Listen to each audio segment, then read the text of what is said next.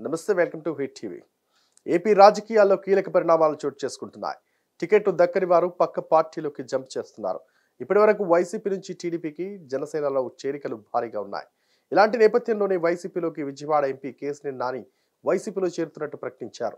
Telugu Desam party ticket నిరాకరించడంతో కీలక నిర్ణయం తీసుకున్నారు. కొన్ని షరతులకు లోబడి ఆయన వైసీపీలో చేరుతున్నారు. అయితే ఇక్కడే ఒక విషయం ఉంది. 4 ఏళ్లుగా ఎన్నో రాజకీయాలు వెంటాడుతున్నా ఆయన మాత్రం తటస్థంగా ఉన్న సందర్భాల కన్నా మెడిసిపడిన సందర్భాలే ఎక్కువ. అందుకే తనకు వైసీపీలో అయితే ఈసారి కూడా బెజవాడ ఎంపీ టికెట్ పోదని ఆశిస్తున్నారు కేశినేని నాని. ఈయన ముందు చాలా సవాళ్లు ఉన్నాయి. పర్టికులర్ గా బెజవాడ రాజకీయాలు ఏపీలో చాలా డిఫరెంట్. ఎందుకంటే ఇప్పటి వరకు టీడీపీలో ఉన్నప్పుడు ఏదో రకంగా నచ్చజెప్పిన నేతలందరూ ఇప్పుడు వైసీపీలోకి రావడంతో టీడీపీలో ఉన్న ఈయన గారి శత్రువులు మొత్తం ఇప్పుడు బహిరంగంగా దాడి చేయడానికి రెడీగా ఉన్నారు.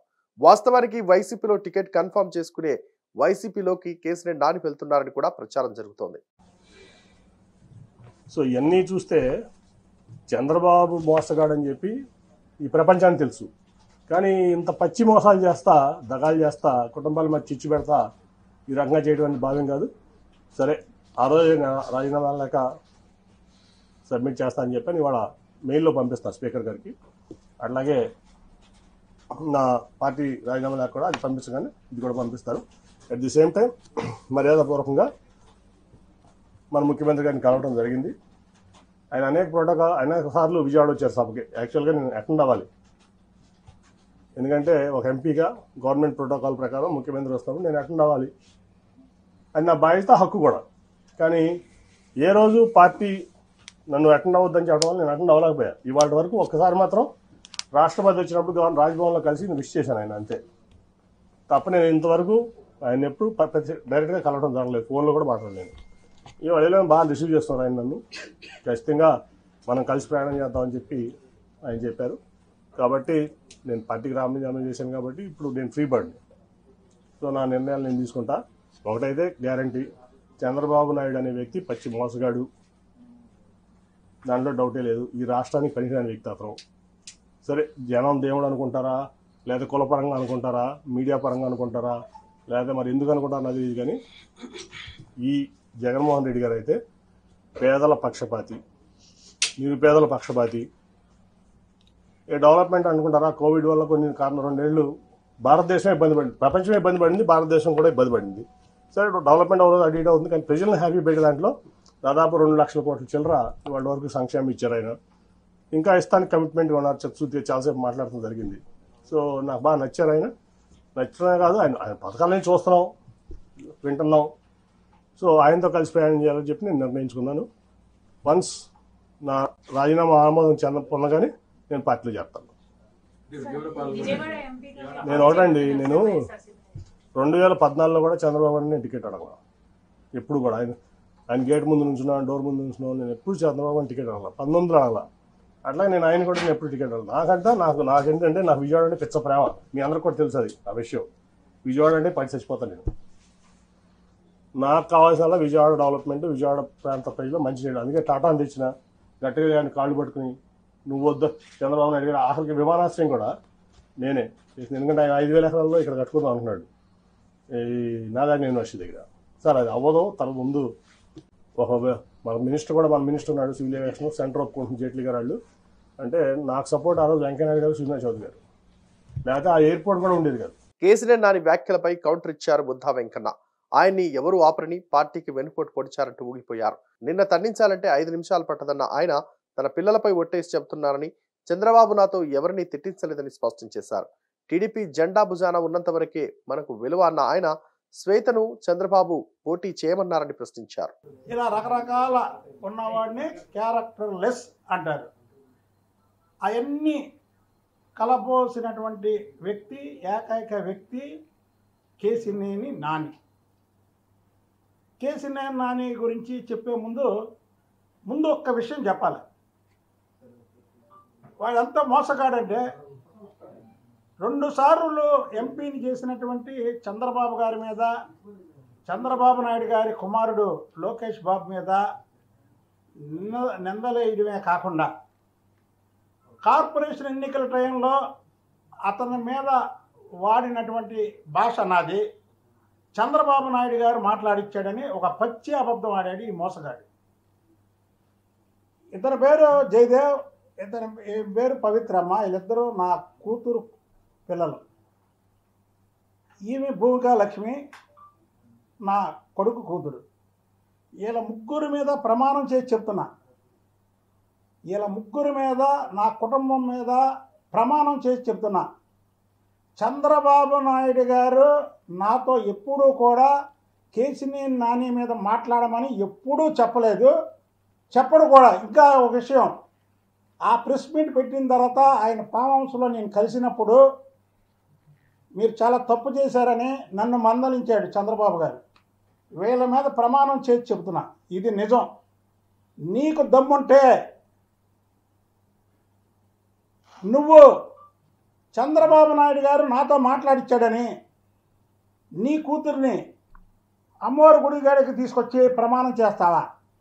నేను వీళ్ళ ముగ్గురిని నా కుటుంబ సభ్యుల్ని గుడి మీద తీసుకొచ్చి, ఎందుకంటే మేము అమ్మవారి పాదాల దగ్గర బతుకుతాం, అమ్మవారి గుడి మీద మేము వ్యాపారం చేసాం, ప్రతి ఒక్కరికి తెలుసు, మేము ప్రమాణం చేసి చెప్తున్నాం. అయితే విజయవాడ టీడీపీలో రాజకీయాలు శరవేగంగా మారాయి. కేసినేని నాని దూకుడుకు చంద్రబాబు కళ్ళెం వేశారు. పార్టీ కార్యక్రమాల్లో పాల్గొనవద్దని ఆదేశించారు. వచ్చే ఎన్నికల్లో విజయవాడ ఎంపీగా మరో నేతకు అవకాశం ఇస్తామని సమాచారం ఇచ్చారు. పార్టీ వద్దన్నాక తాను కొనసాగడం మంచి పద్ధతి కాదని, అందుకే లోక్సభ సభ్యత్వంతో పాటు పార్టీకి రాజీనామా చేయనున్నట్లు కేసినేని నాని ప్రకటించారు. విజయవాడ కార్పొరేషన్లో కార్పొరేటర్గా ఉన్న ఆయన కుమార్తె శ్వేత సైతం పదవికి రాజీనామా చేశారు. వచ్చే ఎన్నికల్లో ఇండిపెండెంట్ గానైనా పోటీ చేసి విజయవాడ ఎంపీగా గెలిచే దమ్ము తనకుందంటూ నాని ప్రకటించారు. దీంతో ఆయన తటస్థంగా ఉంటారని అంతా భావించారు. బీజేపీ జాతీయ పెద్దలతో సన్నిహితంగానే మెలిగే నాని ఆ పార్టీలో చేరతారని వార్తలొచ్చాయి. అయితే టీడీపీతో బీజేపీ పొత్తు పెట్టుకుంటుందని, అప్పుడు ఇబ్బందికర పరిస్థితులు ఎదుర్కొనక తప్పదని నాని భావించారు. అందుకే వైసీపీలో చేరడానికి సిద్ధమయ్యారు. మరోవైపు వైసీపీ ఎమ్మెల్యేలు, కీలక నాయకులు నానికి టచ్లోకి వచ్చినట్లు సమాచారం. అయితే కొన్ని షరతులు నాని పెట్టినట్టు తెలుస్తోంది. తనతో పాటు వచ్చిన వారికి ఎమ్మెల్యే టికెట్ ఇవ్వాలని ప్రతిపాదన పెట్టినట్టు తెలుస్తోంది. అయితే విజయవాడ లోక్సభ స్థానం వరకు ఓకే గానీ ఇతర అసెంబ్లీ నియోజకవర్గాల్లో వేలు పెట్టవద్దని వైసీపీ హైకమాండ్ సూచించినట్లు సమాచారం. ఇప్పటికే చర్చలు పూర్తయ్యాయని, కేసినేని నాని వైసీపీ కండువా కప్పుకోవడం ఖాయమని తెలిసింది. అయితే టీడీపీలో గత కొంతకాలంగా నాని వ్యవహరించిన తీరు అందరికీ తెలుసు. వైసీపీలోకి వస్తే ఆ పరిస్థితి ఉండకూడదని నానికి షరతు విధించినట్లు సమాచారం. మరోవైపు కృష్ణా జిల్లా వైసీపీ నేతలతో కేసినేని నానికి సన్నిహిత సంబంధాలున్నాయి. వారంతా నాని పార్టీలోకి ఆహ్వానిస్తున్నారు. మొత్తానికైతే రేపో మాపో కేసినేని నాని వైసీపీలో జాయిన్ అవుతారు. సీఎం జగన్ ను కలిసిన నాని చంద్రబాబుపై కీలక వ్యాఖ్యలు చేశారు. ఆస్తులున్నాయి కాబట్టి అమరావతిని బాబు సమర్థిస్తున్నారంటూ చెప్పుకొచ్చారు. విజయవాడ అంటే తనకు ఎంతో ప్రేమని, చంద్రబాబు మోసగడని తెలిసి కూడా నియోజకవర్గం కోసమే టీడీపీలో ఇంతకాలం ఉన్నారని ఎంపీ కేసినేని నాని అన్నారు. ఎన్నో అవమానాన్ని ఓర్చుకున్న తర్వాత ఇప్పుడు బయటకు వచ్చేయాలని నిర్ణయించుకున్నట్లు తెలిపారాయన. ఇప్పుడు పేద ప్రజలకు అండగా ఉన్న సీఎం జగన్ వెంట ఉండాలని నిర్ణయించుకున్నట్లు తెలిపారాయన. సరిగ్గా నల్లగుడిని నల్లమబ్బు కమ్మేసినట్టుగా ఉందని అరవింద సమేత సినిమాలో జగపతి బాబు చెప్పిన డైలాగ్ సరిగ్గా గుర్తొస్తోంది. ఇప్పుడు విజయవాడను వైసీపీ కమ్మేస్తున్నట్టుగా కనిపిస్తోంది. సరిగ్గా రాజకీయాలు మాంచి రసపట్టు మీద ఉన్న సమయంలోనే అంబటిరాయుడు హాట్ మ్యాన్ గా నిలిచారు. ఆయన ఎంతో ఆలోచించి వైసీపీలో చేరారు అని అందరూ అనుకున్నారు. కానీ ఇప్పుడు రిజైన్ చేసి జనసేనలోకి వెళ్తున్నారు. అయితే ఆయన వైసీపీకి రాజీనామా చేస్తున్నట్లు ప్రకటించినప్పుడు ఏదో మ్యాచ్లు ఉన్నాయని కుంటి సాకులు చెప్పి ఇప్పుడు జనసేనలోకి వెళ్తారనడంతో ప్రజల్లో విమర్శలు ఎదురవుతున్నాయి. ఎందుకంటే ఏ విధంగా అయినా సరే ప్రజాక్షేత్రంలో ఉన్నప్పుడు ఉన్నది ఉన్నట్టుగా చెప్పకపోయినా అబద్ధం ఆడటం ఇప్పుడు సర్వత్రా చర్చనీయాంశమైంది. అయితే వాస్తవానికి వైసీపీలో జాయిన్ అయ్యేటప్పుడు గుంటూరు సీట్ ఇస్తారనే ఆశతో ఉన్నారు అంబటిరాయుడు. కానీ అంబటిరాయుడు వేసిన రాయి ఎక్కడ తగిలిందో తెలియదు కానీ టికెట్ రాదనే ఉద్దేశంతో రియలైజ్ అయిన రాయుడు వైసీపీకి రాజీనామా చేశారు. అయితే కేవలం పవన్ కళ్యాణ్ ఉన్నారనే కాకుండా ఆ పార్టీ భావాలు నచ్చాయని చేరుతున్నట్టుగా ఉంది. అయితే కేసినేని బాటలో గుంటూరు ఎంపీ గల్లా జయదేవ్ ఉన్నారని ఇప్పటికే వార్తలు గుప్పమంటున్నాయి. అయితే ఇప్పటికే గల్లా జయదేవ్ ఈసారి వార్తలకు దూరంగా ఉంటారని ప్రకటించేశారు. ఇలాంటి నేపథ్యంలో ఆయన వైసీపీకి దగ్గరవుతారనే వాదనలు కూడా ఉన్నాయి. సో ఇలాంటి క్రైటీరియాలో వైసీపీలో ఉంటే తనకు టికెట్ రాదనే ఉద్దేశంతో ఉన్న అంబటిరాయుడు మరో దారి చూసుకున్నారు.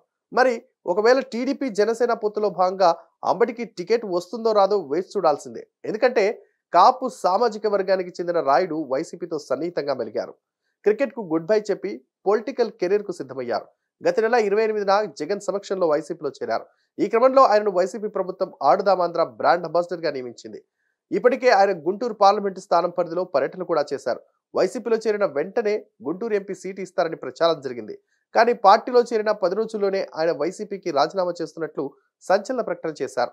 అయితే క్రికెట్ కెరీర్ కోసమే తాను రాజకీయాల నుంచి తప్పుకుంటున్నట్టు సంకేతాలు ఇచ్చారు. అంతర్జాతీయ క్రికెట్ లీగ్లో పాల్గొనేందుకు తాను రాజకీయాలకు దూరం అవుతున్నట్లు వెల్లడించారు. అయితే అదే అంబటిరాయుడు ఉన్నట్టుండి జనసేన అధినేత పవన్ కళ్యాణ్తో ప్రత్యేక భేటీ కావడం ప్రాధాన్యత సంతరించుకుంటుంది. పవన్తో తాజా రాజకీయ పరిణామాలపై చర్చించినట్లు తెలుస్తోంది.